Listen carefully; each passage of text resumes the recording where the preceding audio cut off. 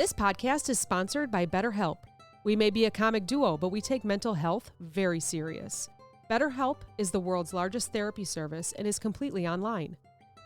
BetterHelp is a network with over 30,000 licensed and experienced therapists who can help you with a wide range of issues. To get started, answer a few questions, and BetterHelp can match you with the right therapist from their network. You can message your therapist at any time and schedule live sessions when it's convenient for you. If your therapist isn't the right fit for any reason, you can switch to a new therapist at no additional charge. With BetterHelp, you get the same professionalism and quality you expect from in-office therapy, but with a therapist who is custom-picked for you, more scheduling flexibility, and at a more affordable price. Get 10% off your first month at betterhelp.com/amp. That's BetterHelp, HELP.com/amp. Good morning. Grab your coffee, grab your tea. I am here to ramble away on a few things. Hey, this is Meredith. Anxiety makes me poop. Cass is coming over later so that we can record the Clopen effect, and I think we even have a guest. So go hop over there if you're interested. It's a funny retail podcast, and we've been doing it for almost 3 years. We have over almost 150 episodes. I can't believe it. So, yeah. And she hasn't wanted to quit yet, so that's good. Putting up with me is tough. All right, so welcome. Grab your tea, grab your coffee. It's morning for me. It's Monday morning before I have to log into work, and I am celebrating my ebook online, Anxiety Makes Me Poop. I'm sure if you are on the socials, you've seen me post it 5,000 times. I apologize for that, but you know what? It's just all out of excitement. I'm so excited that it's there. And the vulnerability of putting something out, like your work, your art, your music, your anything, is unreal. The things that you go through. And I kind of just want to talk about that because I think there's a lot of us out there that want to do something and we get a little fear in there, and the anxiety, and it's tough to put your work out there. I think a lot of us have dreams. Or I should say for those I spoke to. Obviously, I'm not speaking for everyone, but I think a lot of us have dreams. A lot of us want to do something. We practice singing in the shower or in the car, and we write poems, or we paint, we draw, we color, we write, whatever it is. I have a good friend that's a running friend on Instagram, and he writes poems, and they're absolutely beautiful. Some of them I don't understand, but others just take it all in. He's also been published in magazines and books, and it's just unbelievable. And every time he puts a poem out there, he's vulnerable about it, right? And that's because you just never know what someone's going to say. You just never know. You never know what the reviews are going to be, or you never know. It's all about the 5 stars. Give us 5 stars. Give us a great review. I don't care about that. I just put it out there. It's off my chest, it's onto paper, it's onto ebook, and I'm so proud of myself. But today I'm proud of myself. Yesterday I was in tears because the format of my ebook is not working. I reached out to plenty of people. Cass even sent me a link this morning and said, take a look at this, make sure that you are, following these guidelines, which was super helpful as well. I've uploaded it probably, I think like 22 times. So it says, PDFs are great, or it says a Word doc is great, or EPUB, or use the Kindle Create. There's so many different platforms that you can use to get your book on. For me, it's KDP. Others may use like BookBaby, or there's other lots of platforms out there. But for me, I'm using KDP with Amazon. I just like working with them.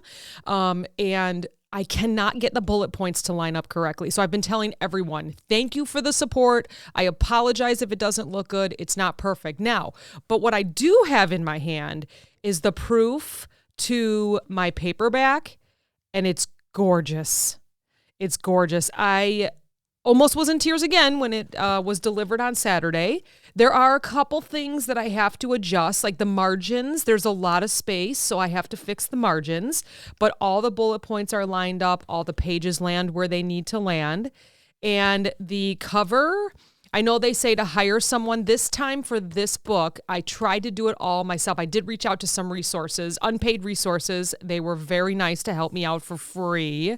But I think the second book, which is actually going to be called Anxiety Makes Me Poop 2, TOO, is I'm going to hire professionals because it took me months to get it to where it is. And I understand that it's still not perfect just because this is not what I do. I don't edit or publish. This is just something I wanted to get out there. I wanted to do it on my own so I understand what others go through. And it can just be a source of something that I learned. Like if someone asks me about it, I could say, I'm an author. I did self-publish a book and, I can help as much as I can help and then go seek someone that's a professional, right?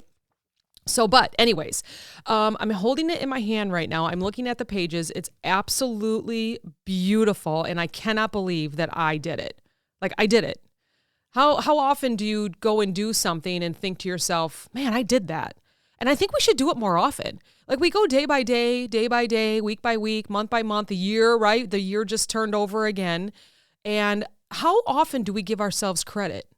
Are we afraid are we afraid that, of what people will say? I already had a couple people call me and say, oh my gosh, I loved your book, or I did have a very good friend call me and say, amazing. Like there was no buts in there. And I just was like, just so thankful for that phone call because the following phone call was like, I would have, and it's great. I will take it. I can take I can take constructive criticism now. Last year, the year before, 5 years ago, definitely not. I would have shut everything down. I would have said, forget it. I would have probably not even been friends with that person anymore. But now, I can. Now I feel like when someone tells me something, especially about like the other podcast too, the Clopen, people are always saying the should haves. You should have done this, or you could do this, or I have an idea for you, which I love. A few years ago, maybe not. I don't know. And it's something else that with like the anxiety too, we get messages that say, you should really post about this, or why do you think this is funny? Or you know what? It's our life. Like we're just expressing it and you're following us. We didn't ask you to follow us. So if you don't like something, you can unfollow us, or if you don't like the book, just don't say anything then. That's totally fine. Or if you are a friend or a colleague or someone that really thinks the book is right, I'm just using mine as an example, that the book is so close, but let me just give her one suggestion. I love that. And I thank you. So, okay. So one of the stories in here, and this is what we're going to talk about. I just wanted to, someone said, I can't wait for it to be audible. Audible? I don't know how to even pronounce that. I probably should learn that.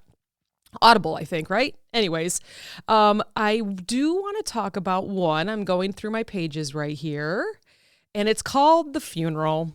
So I'm going to read it real quick, and then I just want to tell you that I absolutely did this twice. I'm an idiot. I have no filter and I don't think. I am learning this past year with all the classes I've been taking. I'm learning to have a filter and to think before I speak. But so in my paperback book, it's page 14. I'm not sure what it's going to be like in the hardcover. That one's coming in a couple Wednesdays. That takes a minute to print. But pretty soon the paperback book will be ready. And it looks like it's page 14, but it's called The Funeral. So here we go. This story is just about true embarrassment, thinking about it for 20 years and finally having it be you think that was bad, listen to this type of story. A friend's mom passed away after a long battle with cancer. She was loved and adored by everyone, and many attended her funeral. I waited in line with some other friends to extend our condolences and have a moment of silence. I should have taken that moment more seriously. My friends and I approached our grieving friend, sharing heartwarming stories about her mom while engaging in a pleasant conversation about life. During this period, I was going through a challenging time at work, a fact my friends were well aware of as I talked about it constantly. Sensing an opportunity to check in and take her mind off the day, my mourning friend inquired, "Have you found a new job yet? How's your current job treating you?" I responded with a low sigh. It's killing me. My eyes widened, I gasped, and started contemplating an escape to a neighboring country. My friend, recognizing my embarrassment and perhaps sensing my desire for an exit strategy, offered comforting words saying, "I'm sorry to hear that. I'm confident you'll find something better soon."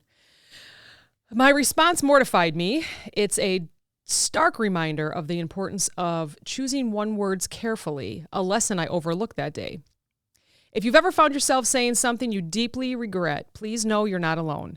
I'm willing to accept the title of the world's worst funeral response winner so you can find solace in the fact that everyone makes mistakes. It's okay to forgive yourself and continue moving forward in life. So that's just one of the short stories that I have in the books. It kind of, that one's more of a, it wasn't funny at the time, but that's more of a funny reflection to me because I was just like, Meredith, what are you doing? I also did that to another friend. It was actually during the same exact time. I had another friend that I went to go visit her house, and one of her children had passed. And she asked me the same thing because she knew that I was going through a tough time at work. And I said something like, it's going to be the death of me. And I was like, what am I doing? What am I doing, you idiot? Why do you say things like that? I'm just like, oh my gosh, terrible. So if you are similar to me and you have no filter, or sometimes you don't think before you speak, you are not alone.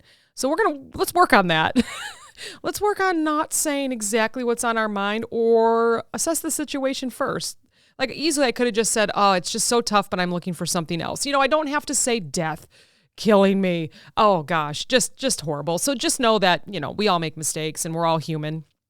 What I do want to go back to though is just doing it, like breaking through vulnerability. Like if you have started writing a book, started writing a poem book, started writing nonfiction, fiction, painting, drawing, coloring, whatever it is, or even just redoing a room in your house, but you're just not sure for the fear of judgment or anything like that. Let's just learn to embrace our imperfections. So perfection is an illusion, right? Like just as I was saying with my ebook, I'm pretty sure all the words are there. I'm 99% sure, thank you, Grammarly, that everything's spelled correctly, but there still could be something in there that I'm missing, or the 4 people that read it before I published missed. So just allow yourself to be beautifully flawed and watch how it becomes your greatest strength, not worrying about perfection. Obviously, when you write a book, and obviously when you are professional and you have the editors and the publishers and the digital artists and all that kind of stuff, it's pretty close to perfection, right? But when you're doing something on your own, when you're self-publishing, or when you're self-promoting, or when you're getting a business out there, there's going to be some imperfections. Just embrace them. So the other thing is no more excuses. So a few times during this, I gave myself a couple weeks off and said, I'm not going to write in this book because no one's going to read it and I don't care. It's not going to be perfect, blah, blah, blah. And I told myself, get it out there. I have 28 stories in this book, so it's not very long. It only takes an hour and a half to read. It actually hit number 5 on new releases last week for teens and young adults. So it's perfect for them. There's no swear words, and it's a quick story of what happened to me and then how I can learn from it. So they're just quick stories, quick short stories. So check it out. It's actually free this week. It's free on Amazon. Just look up Anxiety Makes Me Poop ebook, and it's free this week. So download it and just ignore the formats and let me know what you think. Send me a message. In the back of the book, it shows where you can find me. So no more excuses. Excuses are roadblocks on the path to success. So it doesn't matter what it is, even if it's working, even if it's just getting up in the morning. Don't give yourself an excuse the second that you get up. Just say, today's going to be a good day, or don't burn the day, or let me just get up, let me just take a shower, and then I'm going to see how I feel. My mom's a nurse, and she always used to say the mornings are the worst for colds. And it's true. You get up and you're like, oh, I'm calling off. I feel horrible. But maybe after, depending on what you have, right, what kind of cold it is, maybe after an hour, cup of coffee, little tea, maybe a little breakfast, and you kind of walk around and all of a sudden you're not as congested as you were. Maybe the headache kind of went away. So it's something simple like that. Or the excuse of, I took 2 weeks off writing the book here and there, and I was just like, get it done. Or I would come into a roadblock of, no, that story's dumb. I actually did delete some of the stories because I thought they were so specific that it just wouldn't work out. So maybe they will go into book number 2, and that's okay too, but I replaced them with another story that I thought would be okay. So just kick those excuses aside and march forward with your determination of, I'm getting this done. And then another thing is turn fear into fuel. So I have absolutely been doing this last week. As soon as I put this book out, I was very vulnerable, and I was like, people are going to hate it. People aren't going to read it. And I was actually okay with that because I didn't care, honestly. Like, I put the book out. My friends and family are, of course, supportive. They're just like my Cass, who is my co-host on the Clopen and on here, was the first one to buy it. She saw it. I sent her the link. She saw it. She bought it. That was it. She doesn't even have a Kindle. And so I had the fear of hitting that publish button, right? It was like, okay, there is no turning back, like, ever. And then I realized that there were some mistakes in there, or just didn't. I missed a few things, or there was one thing, I missed a word after, 5 other people read it and told me it looks good. I missed a word. Or I think maybe I was like doing some kind of format editing and I might have accidentally deleted a couple words. I'm like, oh no. So I got the Grammarly out again and I had to re-upload it. And like I said, I think I re-uploaded the manuscript like 22 times, maybe even more. And it just didn't look right. So I was having fear of, okay, the people that are buying the book now, I was very fortunate to have a couple sales the first couple days, and it wasn't 99% perfect, right? We're not going to say perfect. And so I had to re-upload it. And I was like, oh, and it's still, the bullet points still don't look right. So my fear is that's what the reviews are going to be about. This sucks. Your manuscript sucks. That's fine. It's out there, and I'm just going to use it as fuel for the next book and hopefully hire professionals to help me through it. So the next one is own your story. Your story is unique. Now, we may say that a lot of us are the same out there, and that, people, we have like doppelgangers. So we look like someone else, or there's a parallel universe, or our stories are the same or they're similar. But really, you know what? It's your story. It's unique and it deserves to be told. Whether it's in crafting, owning a business, writing, poems, drawing, painting, whatever it is, no one else can paint a picture the same way that you do. No, they just can't. It's different. No one else can write a story like you. You're unique. No one else can tell a story like you because you're unique. No one else can draw a stick figure like you. It will not be the same. Not two things are the same. Even though we say people are similar, or, oh, you look like that person, or your style is, yes, your style might be the same. You may have also written a short story book that shows, lessons learned and stuff, but our stories are going to be different because we're all unique. So just embrace it, embrace your story, and tell it to the world. Even if it's just a post on socials or it's about your day, just do it. And if you don't want to hear any comments, shut the comments off. Just post it out there for people to read and just get it off your chest. And then the last thing is the power of now.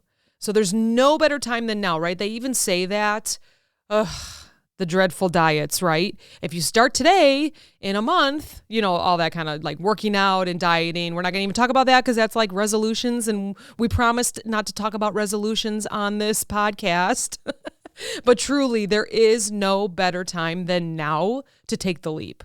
So if you were thinking about owning a business, if you were thinking about getting that new position at work, if you were thinking about quitting your job to own a business, to get online and do stuff, or, to write a book, or to draw, paint, whatever it is, a new project, anything that it is, it's now. Now is the time. And I'm here to tell you that now is the time. Seize the moment and let it be the catalyst for positive change, right? It might be you're going to do it now, and then there might be some heartache, right? But that's okay because that's growing, right?